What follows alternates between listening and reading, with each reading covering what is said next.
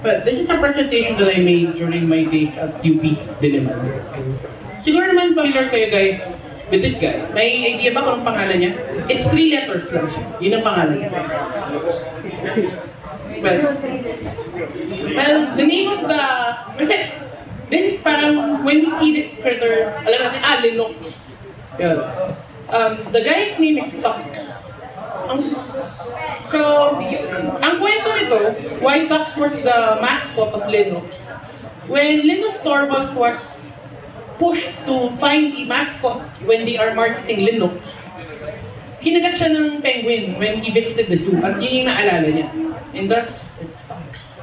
So, essentially lang, just want to discuss. So, it's part of the GNU project. So, what's the GNU project? Ang lang na Linux. The GNU project, ang aim talaga niya was to develop an open source complete package operating system. Which is parang towards the development of the GNU project, it all revolved in the Linux kernel.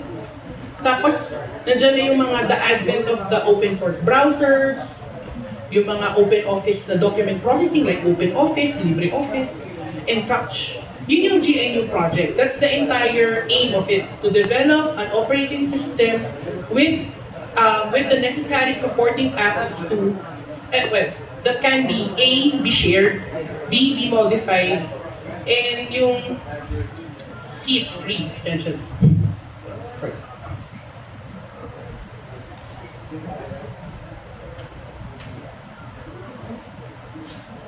So, yeah. Parang, okay, fine. Just about it. Parang, okay, Linux. Ano ba yung Unix? Kasi, are they one and the same? Yeah. Actually, no. But, pag gumamit ka na ng isang Unix and Linux, parang almost no difference. It just so happened that Unix, during its evolution or infancy stages, it was all for mainframes. It was purpose-built. It was purpose-compiled for a specific machine. Imagine nyo kung let's say bawat computer natin, iba't ibang modelo, tapos kailangan may kanya-kanya silang operating system. So, ang dami mong aaraling operating system, di ba? So, ano lang, kulang yung proficient in Microsoft Windows. Kung hindi nagkaroon ng standardization ng operating system, so good luck sa atin, may kanya-kanya tayong alam na PC. At feeling ko hindi rin nabuhay ang Facebook kasi kailangan i-support lahat yun. Sige, medyo I'll try to fast forward this one. So, yun talaga parang may difference siya.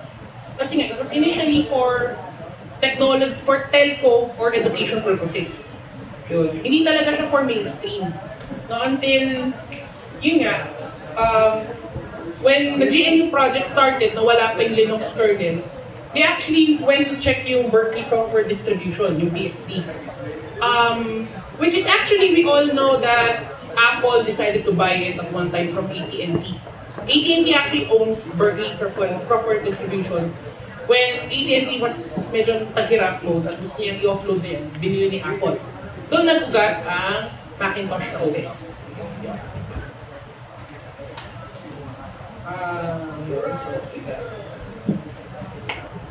So, si Linux kernel, so by Linus Torvalds, which is in 1991, he decided to compile a Unix for his own machine.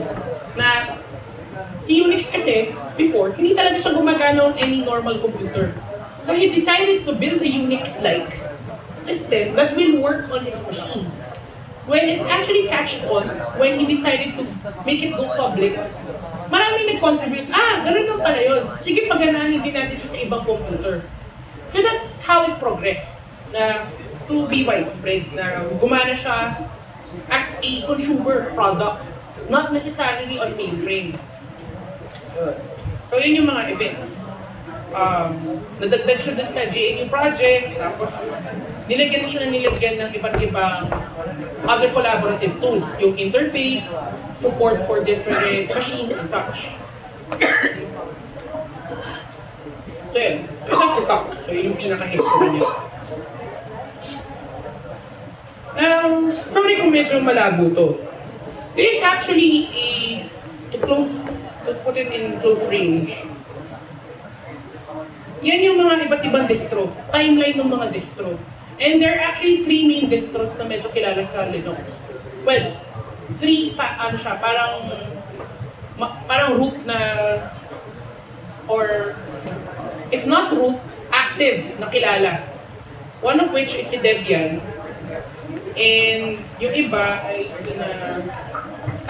sige. Si Debian kasi, doon nagugat ng Ubuntu. Which is, ano yung medyo mas gamit ko. But, yeah, medyo ironic, naka-Mac ako ngayon. The other one is yung si Red Hat. Si Red Hat ang isa sa mga pinakakilala. For the reason that it was one of the first that went public consumage by the enterprise which offered a support. Okay, di ba yung ibang Linux walang support? Yun ang ginawa ni Red Hat. Dahil takot yung mga enterprises na mag-Linux at that time, na around the mid-1990s na, ayoko mag-Linux kasi walang support. Si Microsoft may support, tinutulungan nila kami. Well, mamaya mag-elaborate ako further on that. Just ma-BI ko kayo guys mag-Linux. Yun yung kwento nila. But, towards the end, nangyari, nag-branch out din ng Red Hat to different distros. Pinaka-familiar is CentOS, Fedora. Fedora usually tinuturo eh. Pero, meron ba kayong class about Linux? Ano pinagamit sa inyo? Ubuntu! Hindi ko tuloy lang kung matutuwa ako, hindi. Ubuntu kasi yan siya eh. It's a good way of introduction of the Linux on a consumer level. Sa kasamang palad na, kung nag-SysAd ka, pulos Red Hat ang makahawakan mo. Medyo magkaiba sila ng konti. Konti lang, but bigla ka maninibago na, uy, hindi ganun yung Linux sa alam mo. It's a good start. Then, SUSE, medyo hindi siya kilala. But you might be familiar dun sa Novell. At dito rin technically nag-ugat ang Solaris. May hybrid siya with Solaris, if I remember correctly.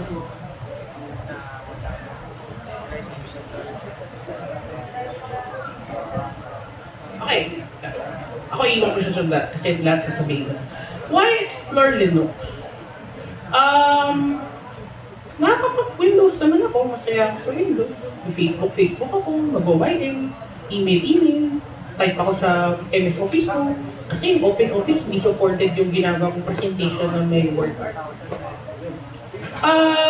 Yeah, admittedly, minsan okay ka sa buhay Windows. At the same time, dun kasi ibang games. But sad to say, times have changed. So, lalo na when you're in the IT, and once you graduate, you actually decide to work on the IT industry. If you're looking on the software development career, in 3 of 5 chances, sa kasamang palad ang ibibigay sa'yo makina naka-open source na Linux. Wala kang Windows. Ngayon, unless, sige fine, ayoko kasi ng mga open source na language like Java or Python and such. Nako, patay ka pag pumunta ka Origin Games. Well, syempre, if you're a Microsoft developer, C#, C#, C++, Visual Basic, pero please muna kayo mag-Visual Basic, medyo luma na siya. Although okay lang naman siya actually. Ayun, sa Linux kasi, yun ang madalas napapagamit for software developers who use open source technology or languages. Yeah. Apart from that, yun nga, as the video showed kanina, 9 out of 10 servers run Linux. So, kahit sabihin nyo na Windows ang ginagamit mong consumer operating system, pag nag-access ka ng Facebook, you're actually using Linux. When you actually tweet a message, you're actually using Linux. When you decide to use an Android phone, it's actually running on Linux.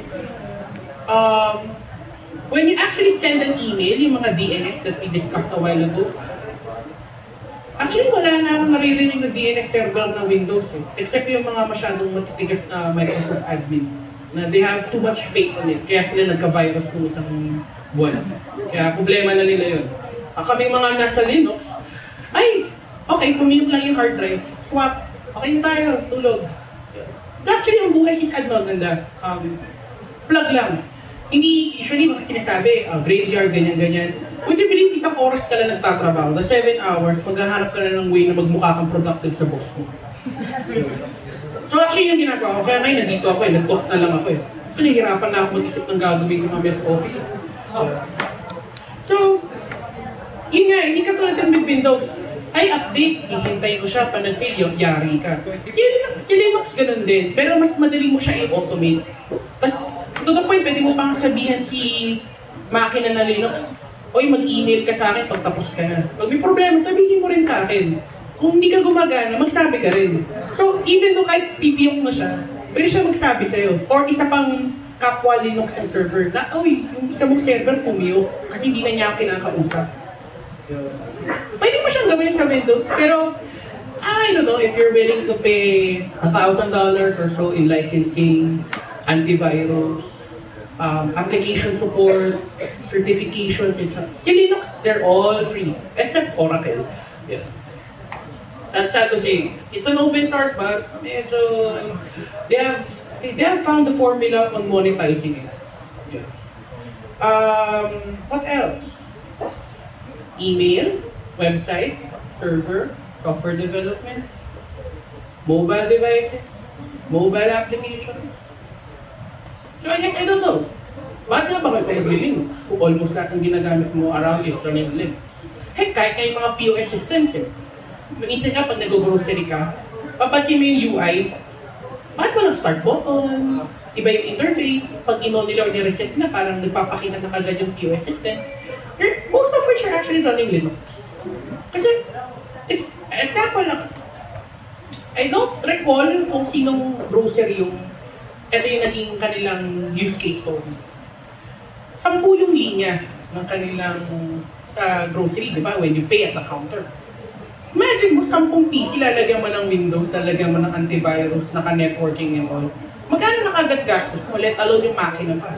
Plus yung pasweldo mo pa doon sa kahera. So nung medyo sumakit ang bulsa ng mga supermarkets, dyan nag-develop yung mga IT na outsourcing and small companies. Uy, gawa kaya tayo ng application o OS na yun lang trabaho niya. POS lang, mas Linux. So syempre, na-markup mo yung product. Pero on the overhead side, yun lang babayaran mo, one time, big time ka na. Tapos, wala ka nang maintain ng sobrang hirap na Windows na nakikita mo, nagbo-blue screen habang nagpapansya ng itlog, ng gatas. So, medyo nakakainis kaya yun, ihintay mo mag-reboot yung Windows, mas makikita yung logo niya, paikot-ikot lang. That's one story. Another one is digital media. Iba yung nakita niyo yung mga malalaking billboards, digital media screens, LCDs, pag umiikot ka sa mall. Alam ko meron na rin ilan sa MRT. Half of which is Linux. Well, for now. Kasi nakita niyo yung mga ibang naka-Windows, nakikita niyo error code, C#, hindi kaya abort, retry, ganun. Kasi pumalpak na yung OS. Or makikita mo yung isang digital media sign, blue screen of death na. Imagine mo, kahiya-hiyain dun sa media advertiser, sasabihin niya dun sa nagrenta ng space, makikita blue screen of death, hindi produkto namin. So, reliability ang naging question ko So, marami nakapag-address doon through the IT industry. Tara, gawa tayo ng digital media application na magpapalit-palit ng content, isa slide-slide, tapos they're all running in Linux. So, yung OS mo palang libre na.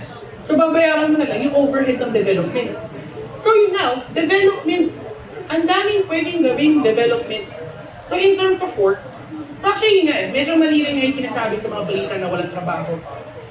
Not necessarily trabaho. There's a lot of opportunities. Talagang palakasan na ng loob. Yung iba nga ginagawa, ang thesis nila related to that. Kasi pag nakita nilang yung towards their research, uy, teka, pwede natin itong perahin. So yung paghihirap natin ng 1.5 taon, tapos na-delay pa ako ng 1 taon sa thesis ko, peperahin ko na pagka-graduate ko. So after 2 years, nakita kayo ng barkada niyo. Bagong iPhone, bagong MacBook, may home loan na, mga ganun. Well, syempre, wishful thinking. Sad to say, hindi ako umabot dun.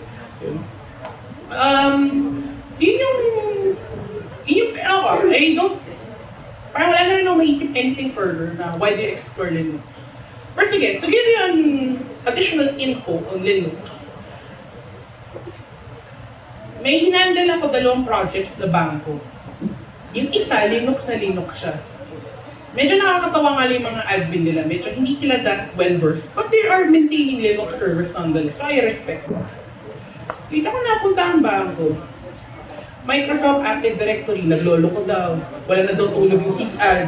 Kasi yung CEO daw, di makalagin sa email. Eh, problema na nila kasi nag-Microsoft sila.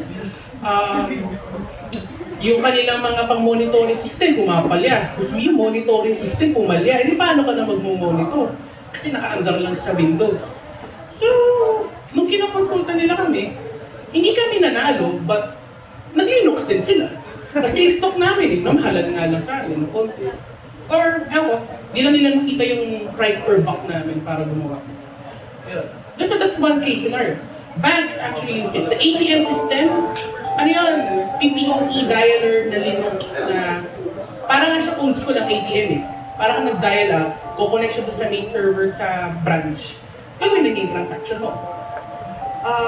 What else? Telco and communications. Most of the infrastructure na run in Linux. Madalang na silang nagwi-Windows kasi nga vulnerability side. Tipong, yun nga, actually, yung problema ngayon ng globe eh. Although sa kanila hardware, hindi necessarily software. Sino pa ba? Yung mga TV with the likes of Samsung, LG.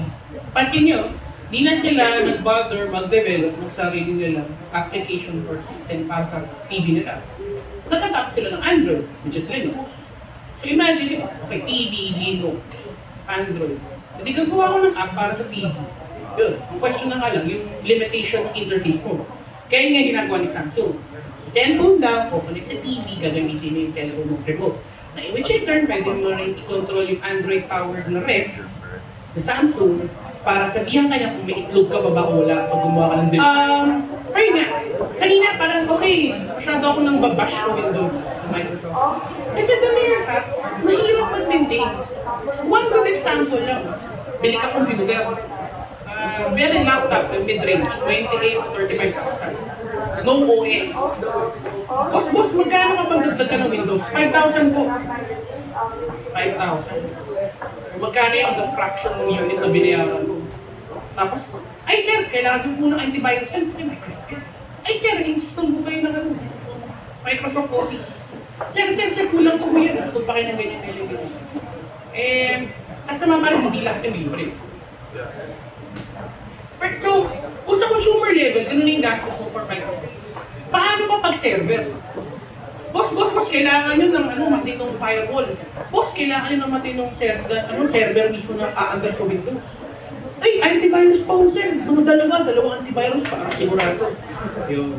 So, ang sasamang palad, costing ng enterprise ng Microsoft, nasa 5 digits in peso. Eh, hindi lang naman isang server ang kailangan mo, multiple. So, may gastos ka na nga sa makina mo, may gastos ka pa sa operating system mo. So, doon nag-flourish ang Linux. Imagine mo, kailangan yung IT admin mo, marunong ka mag-Linux. Bigyan mo na siya ng makina, mamaya may web server ka na. Tapos, marami nagsasabi, sige, I will actually more focus on this. Kasi si Linux open source, so vulnerable, wala rin support. Paano yun? Kaya gusto namin Microsoft.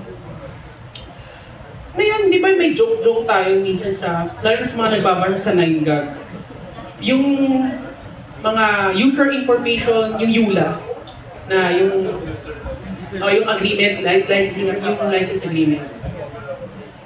Pag binasa nyo sa Microsoft, pag nag-install kayo ng Windows, nakasulat din doon, limited support. Okay, define limited support. Limited support conforms to updates that are published through Microsoft Updates, and nothing more. Wala nang in-house. Hindi naman kung yun eh.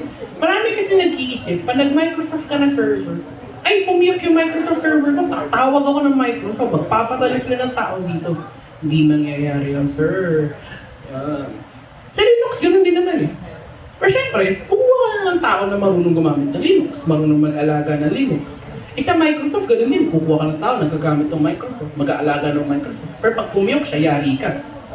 Sa mga palad, binayaran mo sa Microsoft. Sa Linux, pag pumiyok, wala ka naman binayaran dun eh. Problema mo nga lang, nonetheless. Yun. Pero nga, they're all in the same boat. Kasi yun ang maling mindset na wala daw support. Eh di ba nga ikaw, pag nasiraan ka ng computer man ng Microsoft na na laptop, meron ka bang katabing Microsoft na tao? Uy, ayusin ko yan para sa'yo. Sana kung gano'n, di rin ako nag-Linux eh. Yun. Or actually, di ako naging SysAd. Let alone, walang trabaho ang SysAd kasi nandiyan yung Microsoft. Yun. But sad to say, that's not the ideal world. Yun. So, apart from that, ano siya? Yung secure, open source siya. Eh, ano naman mas maganda nga yung open source for one good reason. Lagi siyang updated. As kanina, mentioned dun sa video, there's an hourly contribution or changes, patchwork, upgrades, improvements. Sa Microsoft, you're at the mercy of kung kailan nila balak eh. So kung sa open source community, kung may malakas loob, may maging mabait na, ayusin natin tong bug na to. Tapos yun, i-approve lang, kuha ng lahat ng tao, for free. Parang I know, fine, yung mga nagko-contribute sa Linux, baka walang pera yan. You're dead wrong. One good example, yung aking head of IT namin, si SysAd, which is supposedly nandito. He actually contributed a lot in the BSD and in the Ubuntu, which sila rin yung nag-contribute ng ilang content para ma-support yung sa Filipino language. Yun. So, he did it, medyo pro bono. Pero because of what he did, he got recognition in the IT industry. He's a very capable guy. He actually do a lot. He can do a lot, talaga. You give him some problem, may solution siya.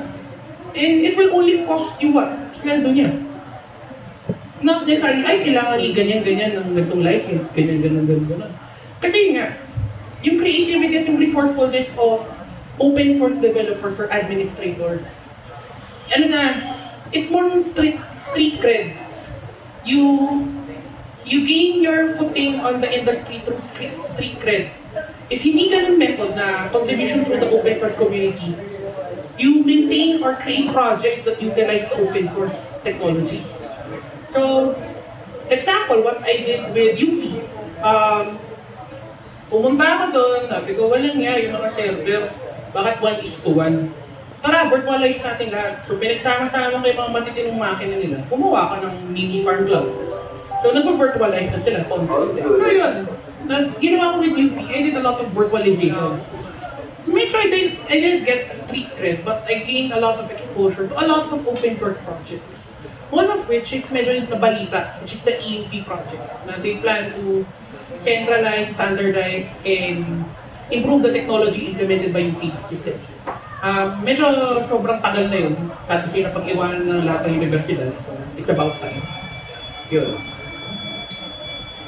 Doon mo siya. So ito, kaya parang, okay, what the hell are these na pina-under ko? So, kanina, from my topic kanina of virtualizations, that's how light Linux is. Di ba, pag bumili ka ng laptop na Pentium Dual Core i3. Core i3, 2GB RAM, 4GB RAM, DDR3, ganyan, may 250GB space or 750GB na space. Pero pag nag-boot up yung Windows, Mio 5 minutes, 10 minutes.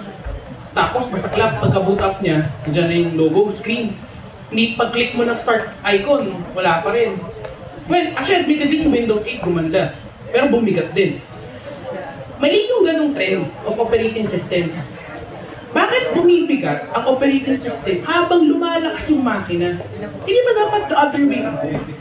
Mag-optimize ang operating system habang lumalakas yung makina. Yung tipong meron ka ng, by the time na meron tayo 16 cores na processing capability, hindi na quad.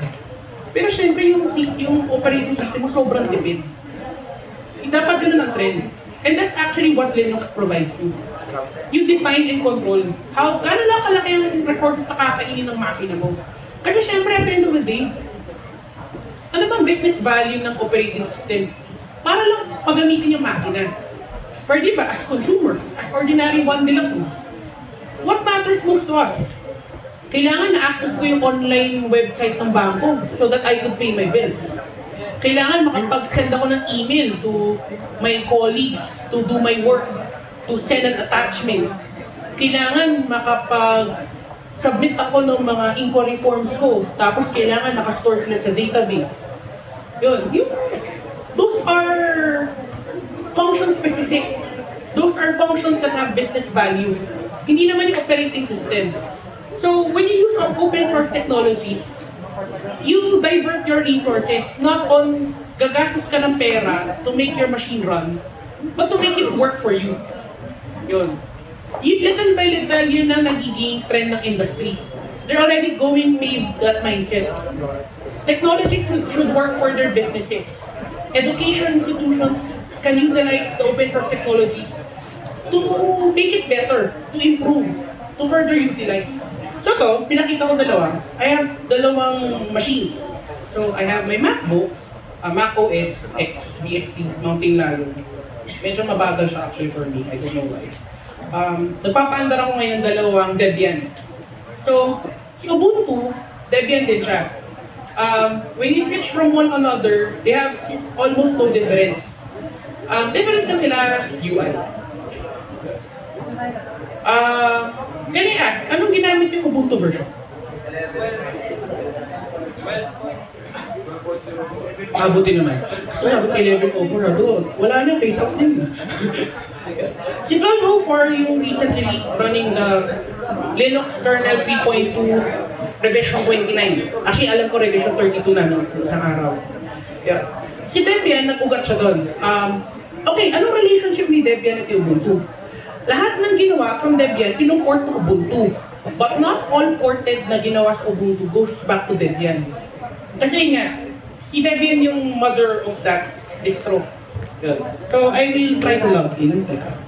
So, to those na hindi pa gumagamit kasi ng Linux, medyo mali yung mindset na command line lang siya. Yeah, it's actually running initially in command line. Pero may UI naman talaga. At kompleto naman yan. Mouse, keyboard, pang-type, pang-email, pang-browsing, for that matter. Pang-ayos ng networking and such. Although dahil wala ako sa opisina, hindi gumagana yung mga networking. Di ba when you install sa Microsoft, usually, di ba? Download package, double-click, yes, download sa kakulitan ng UAC ng Microsoft, install, hintay, progress, tapos pag pumiyok, goodbye. Yeah. Si Ubuntu, or any Linux distro, pwede mo siyang gawin lahat through command line. Now, from Microsoft Server, meron daw way, yung executable of exe. Sad to say, lahat kasi ng applications ng Microsoft, kailangan may GUI. Requirement siya may GUI. To show you that,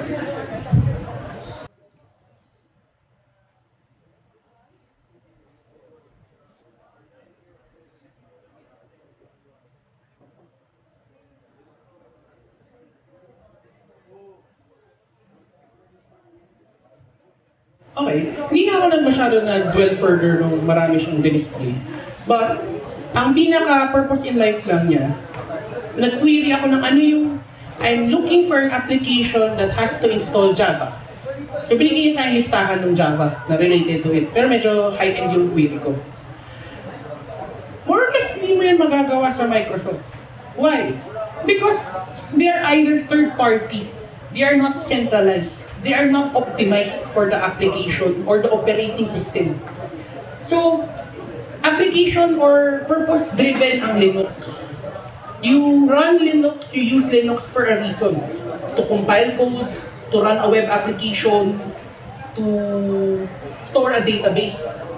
Pag nag-install ka ng MySQL or Postgre sa Microsoft, marami siyang mga sinasabing ek-ek na has to run this service, ganyan-ganyan. Has to make sure that's ganyan-ganyan. Parang bago lang makapag-install. Hindi mo pa siya ginagamit, dami mo nang ginagawa. Sa Linux,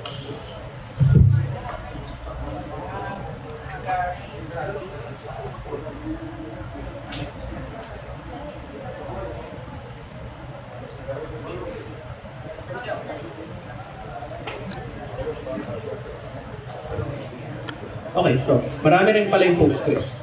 Pero essentially, if makita mo yung tamang package name, it will configure everything for you. the Linux will, the operating system will do it will perform everything. Make the necessary services configuration, allocate the necessary memory, run the application. To the point, sasabihin pa nga niya sa inyo how to access it. Sa Microsoft, medyo, you have to do a lot of Googling to do it. Now, ito kasi this is all on OS and such. Magpapakita ko ng isang production na alaga ko ngayon. Okay. Sana mag-cooperate sa akin yung internet ka. So right now, si moochfood.com, so kanina yung previous topic about domain names. So meron kaming product na alaga ko na moochfood. We're going to release it somewhere, hopefully mid of September. It's a food blogging and review application. It's not only purpose-built for here in the Philippines, it actually can be used all over the world. Kasi it's a web application running in Android na nag-access siya ng data with Foursquare API. So, sorry, medyo sobrang tiered na siyang technology. Okay, bottom line, I have a domain which is pointed to a website. So, I have a machine, a server, somewhere in the cloud. So, yun yung pag sinabing in the cloud. The server is not physically beside me, it's somewhere there, floating around. But I could actually touch it. Well, through SSH, sorry. Sorry kung masyadong melodramatic. Yeah. So, this is a website hosted siya on the cloud. Apart from that, I have a subdomain that has a running Tomcat web application. Okay, this is an example of example ng aking application.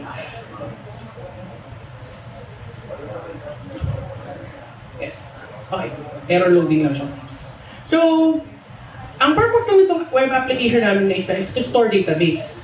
Kasi, ang target namin, mobile application. So, syempre, hindi ka naman pwede magpa-andar ng database sa cellphone mo. Good luck naman. So, we made a web application to handle the database. Tapos, syempre, your phone, which has an installer of the app, yun yung gagamit, magka-andar. Now, wala kasi akong pwedeng way yung pakita siya rito. I'll skip. So ito, I'm managing this, yung umaandar na web application. Okay, how do I manage it?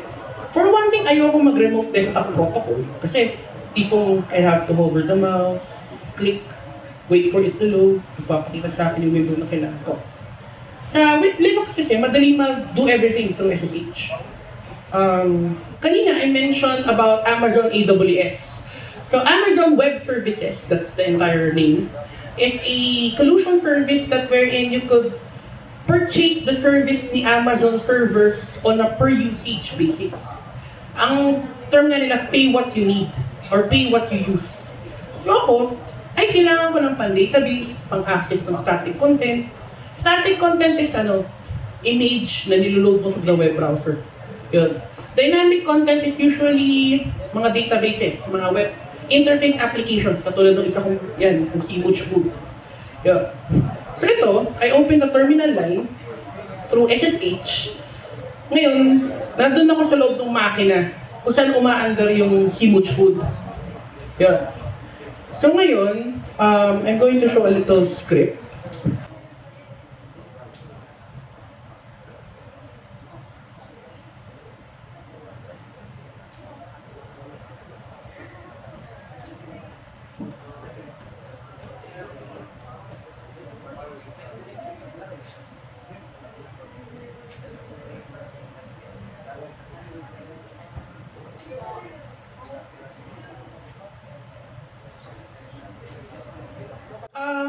Ito, I have a little script here.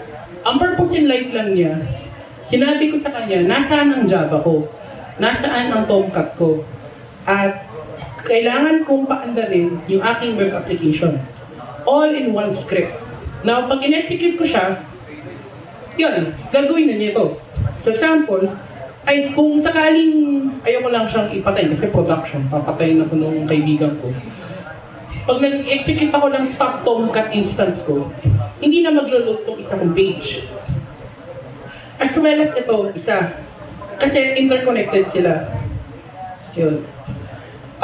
Pero nga, all of these are running in Linux. And I actually manage them all through a command line or through a web interface. Although usually, when you're a Linux admin, medyo pasalamat ka na lang kung may web interface ka, parang pampadali buhay. Pero I will show you something with related to web interface.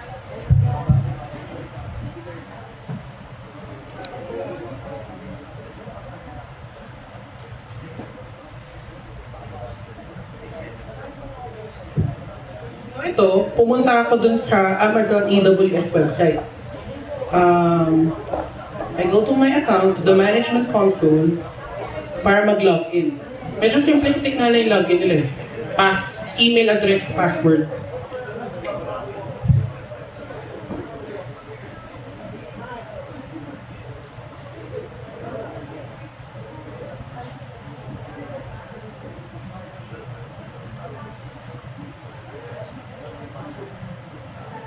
Okay, so not everything is on command line.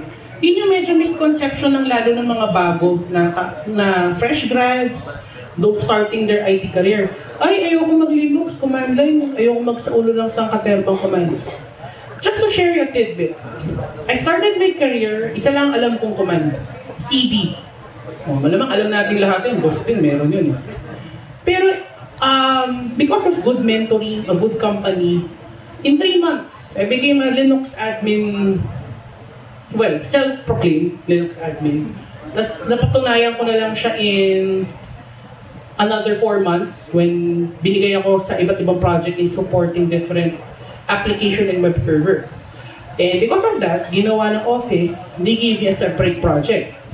They threw me out of the office for 1 week sa Hong Kong, and I got a training with Google in using the Google Enterprise products, which is Google Apps, which is yung email, docs, collaborativeness din ng calendar, and yung sites.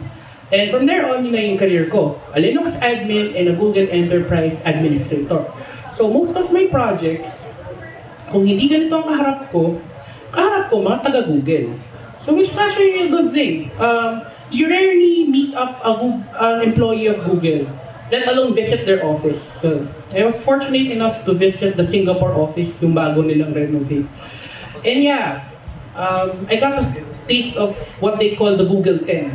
Pag pumasok ka ng Google, you add 10 pounds. Kasi ang daming pagkain, promise.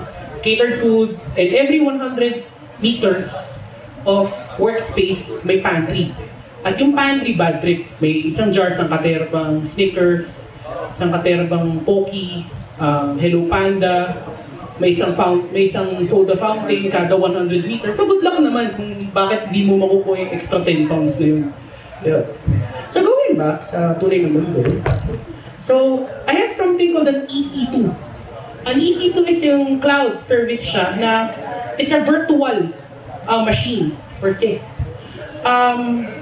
Na ang ginawa ko, ayaw kasi sa US kumuha ng server kasi medyo malayo geographically.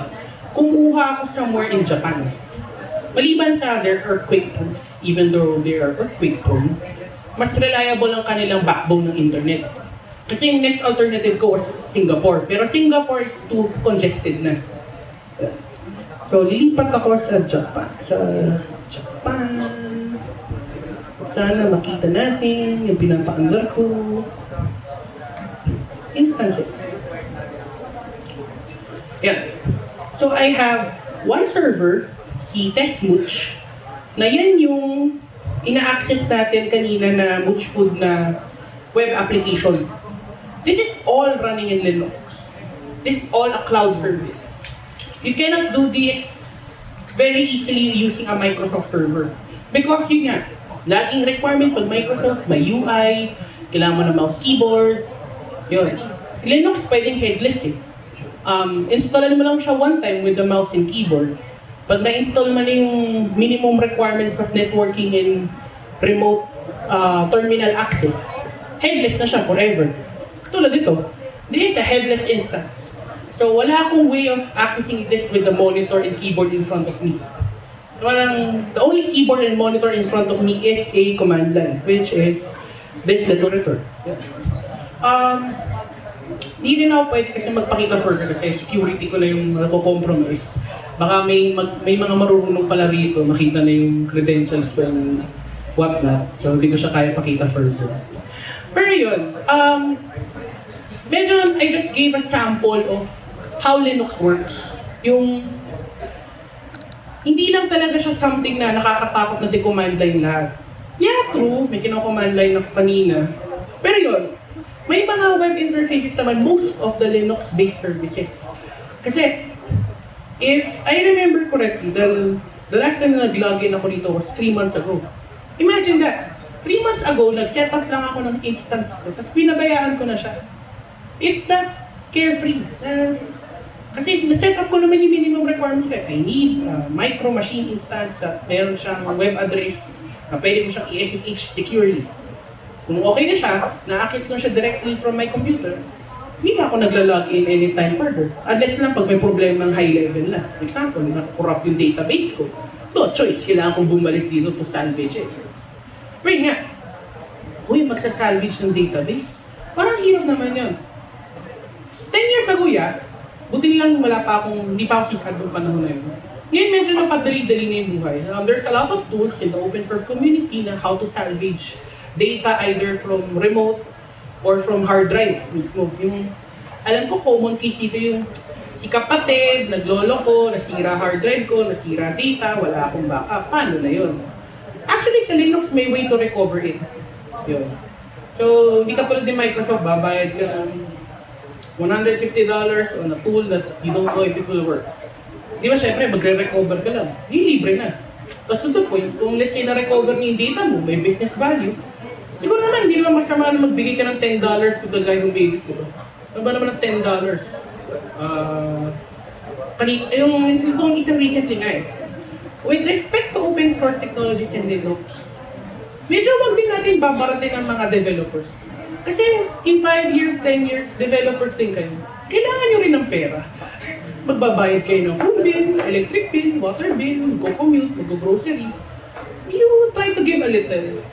Wag lang give nothing. Kawawa naman yung nagpakahirap tapos ginagamit yung produkto nila. Plus the same way goes with open source. If you cannot contribute in cash, you do your part. You spread the word, you support the services, the tools, the open source community. So sa akin, that's my way of returning back. Kaya hindi pa ako nakakapag-monetize sa Linux sad kasi through sweldo lang. Pero yun, once in a while nga, kaya I like doing this. Yung just to give a small piece of cake na there's life after school na it's a lot bigger. It's way bigger. And yun nga, you have 2 paths. You do the Microsoft way, you do the open source way. Mahirap nga lang open source, para kang nag-college ulit. Kailangan ko mag-aral ng ganito, aral ka ng ganyan, yeah, you do that for a year or so during your career. Pero yun, tech-wise, you are immersed in a lot of new and emerging technologies. Linux usually ang nagiging foundations of all of it. So, yun medyo piece of tidbit ko. Habang nasa college, habang inaaruga pa ng magulang, wala ka pang pinoproblemang mamaya pag uwi mo wala kang kuryente, mag-aral kayo ngayon ng Linux. It somewhat helps, lalo na if you're going to the open source side. Tapos yun, konting plug, at Orange and Bronze, so yun, we are more of an open source software development company. So, yeah, with our logo banner. So it's like Python, Hibernate, Java, Spring, Appuse, Google Apps. But all of them, we make them run in open source operating systems, Linux. Siguro kung may Windows man ako dyan, sorry, wala. Pinapaandar namin sa Linux. So yun, if ever isa lang ang Windows namin yung sales namin, kasi kailangan nilang ikunin yung mga docx na pinapadala ng mga kliyente namin. Which is, yeah, we get that. Wala akong magagawang solution dyan na open source for now. Siguro, I'll wait 5 more years, whereby then si Microsoft nagpalit na naman ng format. Siguro na PPTXX, mga ganun. Bad trip sila kung anong nagawang format Pero yan, one good plug. If you read the article about Microsoft na they decided to adopt the ODF format for the next release of Microsoft Office 2013, nakita nila yung problema nila na no choice tayo. We have to play ball with the open source community. Hindi pwedeng laging .doc format lang. Kasi the number of users using the open source technology is increasing. So they have to support the ODF format. Yun. Which is yun nga, accepted sa OpenOffice, LibreOffice, which is used by Linux, distros like Ubuntu, Fedora, CentOS, Red Hat, you name it. Tapos, so yun. Related sa Linux, although alam ko, August 13 if I remember correctly, by tomorrow, may deadline sa Linux Professional Institute, there will be a certification exam for LPI Level 1 or Level 2 by September 14 sa UP Diliman siya i-conduct. So, kung interested kayo, medyo gusto nyo mag-keep in, to know more about it, visit nyo na lang yung website ko, armand.zaballa.net. Fill up nyo lang yung aking contacts form, and I will get back to you as soon as possible. Makapag-check ako ng email mamayang gabi. Yeah. Pero yun, open source is the way. Sana nga mag-Linux kayo. And sad kasi hindi ko lang mapakita hands-on mismo na magde-deploy ako ng web server. Kasi sa internet medyo hindi sa akin mabait ngayon. Hanggang access lang. Kasi kanina nag-try ako nung umaga. Medyo hindi siya forgiving na bagal. So yun. Pero yun, bottom line kasi rin. Just isang entertainment point. Nagli-Linux ako sa bahay, may isa akong makina, ang trabaho lang niya pang download ng torrent. No, huwag niyo ako tularan, baka mamaya hulihin na ako ng OMB. Pero, yun, hindi lang siya for work and all. Pangliw-aliw din siya. So, I have a Linux machine, ang trabaho lang niya mag-torrent from 9 PM to 5 AM. Tapos mamamatay siya ng pusa. Tapos naka-plug siya sa Android ko, na doon na lang ako nanonood from my phone. So, hindi ko na siya kailangan i-download. Minsan, nagkakabit din ng hard drive, nag-auto-update na siya in sync. So, hindi ko na kailangan mano-mano i-copy. Titingnan na lang yung compare and contrast niya na, ay, may bago akong dinownload, tapos na. Tambak mo dun sa hard drive. So, yun, yung hard drive na yun, kung kanino-kanino ng tao sa opisina nakasagap nun. Now, as for the content, medyo, I will not divulge further kung dinadownload ko.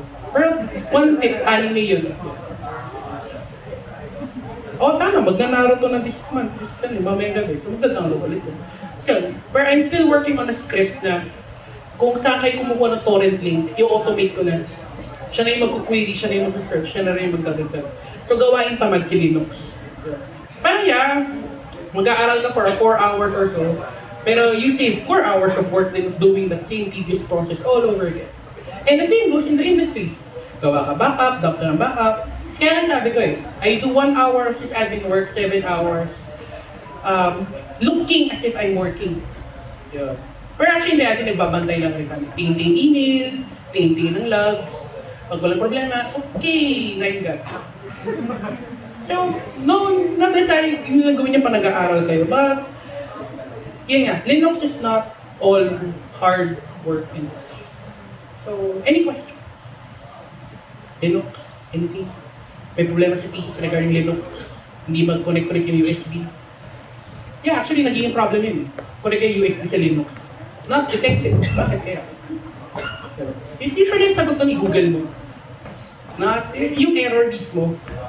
Chances are, on the first 10 pages, may lilitaw. Wala pa na question. Yes. But di po supported ng broadband po yung Linux. Broadband model. Sinong gamit mo? Si Ubuntu? Ayos pa, masusubukan yung level to. Ang kwento kasi doon, hindi kasi nagkaroon ng standardization ng drivers. Di ba napansin nyo? Gamit ka ng dongle ng Sun, gamit ka ng dongle ng Smart. Lagi siya nag-install ng kanya-kanyang drivers, kanya-kanya ring dialer. Pero actually, sa low level, sa Linux, PPPoE dialer lang rin ang ginagamit ng lahat. Problema lang ni Linux kasi hindi standardized na yung hardware. In order to support that, kasi di ba na-notice niya si dongle plus USB na SD card reader. Pag sinaksak mo siya sa Ubuntu or any Linux distro, nadidetect lang niya si removable device ng storage. Para ma-detect yung dongle. From what I recall, sa Ubuntu 12.04, installed na by default yung mobile broadband switch. USB mode switch ang tawag doon. Wherein pag na-detect niya na Huawei yan, ZTE, i-cross-check niya. Mukha itong dalawang device. I-switch over niya from the removable device to the modem. Tapos, yung modem, ako-configure mo siya through the network configuration. Magpapakita na siya na add new mobile network connection. Tapos i-configure mo na siya nung ano yung APN. If you're familiar with APN ng Smart Bro, si internet.globe.com.ph, si M-Internet ng Sun Cellular. Yun. Nadaanan ko lahat yun kasi lahat ng mga tao namin. Armand, di ako makakonect sa dongle ko. Pupunta akong client mamaya. Medyo nasasawa na nun. Kaya, thanks for asking about that. Pero if ever nga, Ubuntu 12.04 supported na siya out of the box. Kaya anything lower than that yun yung problem. Not detected siya dati. And usually 5 minutes. Wait ka 5 minutes, mag-switch automatically. May ibang question related to Ubuntu. Yes? Ano po usually yung allotment? Tapos po, pwede di ba yung dalawang OS po, di ba? Oh yeah, good. That's a good question. Yeah. Actually, encourage yun. One, encourage ko kayo mag-dual boot. Admittedly ako, dual boot yung laptop ko. Si Mac, hindi ko siya dual boot kasi feeling ko baka bumangon si Steve Jobs out of the grave at sapakin niya ako na baka ako nag-Microsoft sa kanyang Mac. Partitioning size, a Linux distro or any Linux OS can run in 10 gig. Sa akin marami nagsasabi buhay na daw siya in 300 MB. Huwag naman, kawawa na. Gig na nga yung mga hard drive na, bibigyan mo siya 300 MB, mas malaki pa yung CD drive. Usually 10 gig, you could install everything, pero yung 10 gig, mag-share siya with the operating system. Which ang kain ng operating system is actually na nga pala pwede 300 MB, unless headless ka. Yung command line na pag-boot up. Malamang kakarmihin niyo ako pag sinabi kong 300 MB. 10 gig, kain niya 1.9 gig. OS yun. Ngayon, any files add-on, ini-on top, na going to the 10 gig limit. So, for dual booting, kahit 10 gig minimum. Pero siguro prescribe ko sa sysadmin, 10 gig ang slash, yung root. Yung home, kung gano'n ka kabait. Kasi si home, doon nakabagsak lahat ng personal files mo. Yung kinaganda with Linux, di ba pag nasira C drive mo, tapos nandun yung my documents mo, problema mo na yun kung paano mo yung documents mo. Si Linux, masira yung OS mo, as long as yung home directory ayos o hiwala yung partition, pwede mo siyang i-reuse or i-re-access through another operating system. Yun. Pero yan, 10 gig buhay na buhay ka na sa Linux. 5 gig kung kuripot ka, 2 gig kung gusto mong living on the edge. Yun. Other questions? Yes. Sa bago kasi, sa natry mo na drive ng Ubuntu, tapos wala ka install sa isang Microsoft laptop, meron siyang parang option na yung demo na hindi mo i-install, itatry mo lang. Yung yes. UI data. So, saan itanong kung hindi pa nila tinanggal yung option na pwede mo i-access yung file without nang hindi mo aalamin yung password ng account ng laptop. So gusto mo mag-hack ng Microsoft na laptop kasi siguro may malicious content siya tungkol sa'yo tapos gagamit ka ng Ubuntu tutorial. Okay, I do that. Yes. Yun yung nakakatawa with Microsoft eh. Kulit-kulit sa username, password, pero pa nag-boot up ka sa ibang OS na under that machine. Wala lang, sitting pretty ka lang, dire-diretso ka sa folders. Yeah, ito pa rin, sila yung CD instance pa rin yan. Kailangan mo lang i-mount yung hard drive kung nasaan yung Microsoft mo na OS. Or kung nasaan si My Documents. Tapos dire-diretso na, wala na siyang permissions. Ang nagiging exemption to the rule nun, which is hindi ginawa ng Microsoft na consumer product, is encryption of hard drive, which is ang makaka-decipher lang yung operating system. Si Microsoft did that for Microsoft servers. Pero hindi naman server ang i-install mo sa laptop mo. So, belat nung password nun. Pero, please yun lang. Huwag naman gamitin yung Linux for hacking per se. Kasi, advantageous, but that's not the way. Yun. So, you use it for usually salvage. Yun. For password reset, search mo lang sa Google, may isang distro, ang purpose in life lang niya, magla-live boot para palitan yung password ng Microsoft mo na Vista o Windows 7. Yun bastos yun eh. ginagawa yung boot up, select user account that you wish to reset password.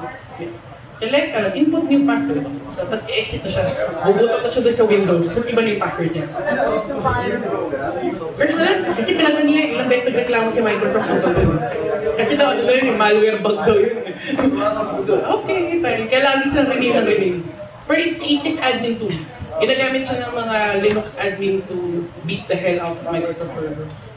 Lalo na kapag when we do product salvage or infrastructure salvage naman. Ay, yung lumang sysadmin namin, nilayasan kami nag-Saudi. So hindi namin alam kung password ng server natin. So kami, usually ang nagiging aim, una yung lumang data.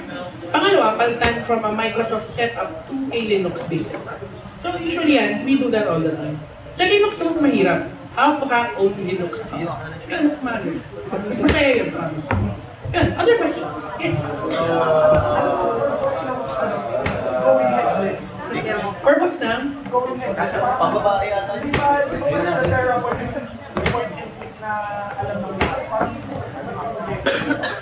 Okay. Why go headless kung pwede ka naman may UI? That's a good topic. Reason for that, example, yung pinakita ko si Amazon AWS, libre na siya sa akin. May makina ako over the cloud. Wala na nga akong binabayaran eh. So I cannot ask for more dun sa provider nyo. Uy, bigyan mo naman ako ng resources na may UI. Kasi, ito na naging business model ni Amazon.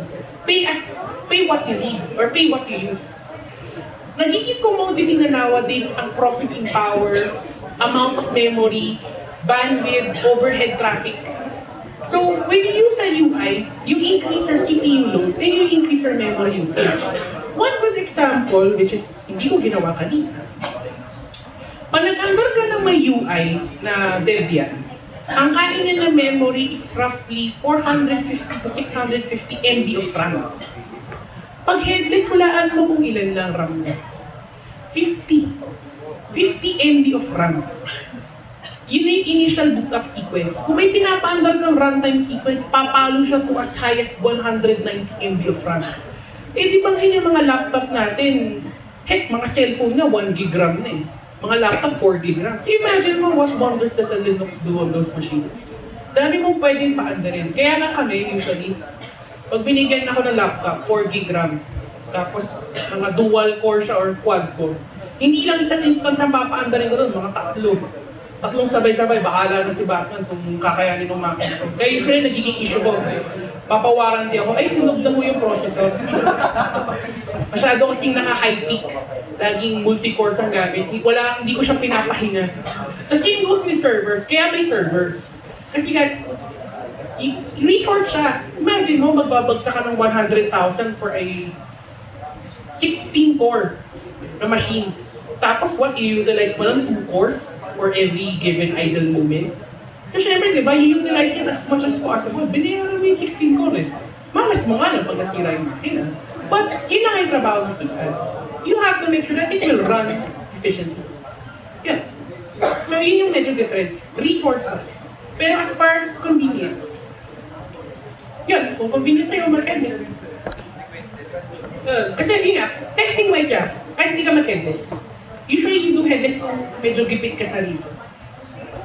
Other questions? Anything? Kasi magaganda yung mga tanong na ako eh. Dati usually mga tanong sa akin, ano lang? Saan nada-download? Anong links yung pwede namin tignan? Parang please lang, Google nyo na lang. Okay, sige. May kaibigan po ako, dinidincore niya yung Ubuntu. Tapos medyo, na siya kayo, medyo magaling na siya. Yung sabi niya sa akin, pwede daw yung sa USB daw galing sa Yeah, it's called USB boot. Na katulad siya nung isa nagtanong about live CD boot. Ang difference lang, medyo mabagal ang overhead run kasi alam natin yung mga USB drive natin, limited speed siya, hindi katulad ng conventional hard drives. And since ganun kagaan yung Linux, kasi di ba I mentioned, 10 gig buhay na buhay ka na. Magkano 16 gig na flash drive? 400, 800. So, till then, parang nag-install ka lang ng Ubuntu na OS or any Linux system OS sa flash drive. Then all you have to do, sabihin mo lang dun sa BIOS ng makina, magbo-boot up siya dun sa USB at hindi dun sa hard drive. Yan. Parang this as if nasa yung makina na. It's actually common. It's usually used for salvage purposes or when you're on the go. Yung tipong, alam mo yung workspace mo dun sa kabilang bakod may computer naman, pero you would like to keep your files lang intact. You have two options. May dala ka USB or you go cloud. Yung magka-cloud sync ka from the internet. Yeah. Pero it's doable. That's actually a common practice. Yeah. Questions or... Ayun. Hindi ko nasunod na oras sa mga oras ko na yun. Yay! Ganito. So, ayun. Going once, going once, twice and a half, thrice. So, yeah, that concludes my talk on SysAdmin and Linux open source. So, thank you for listening to my lecture.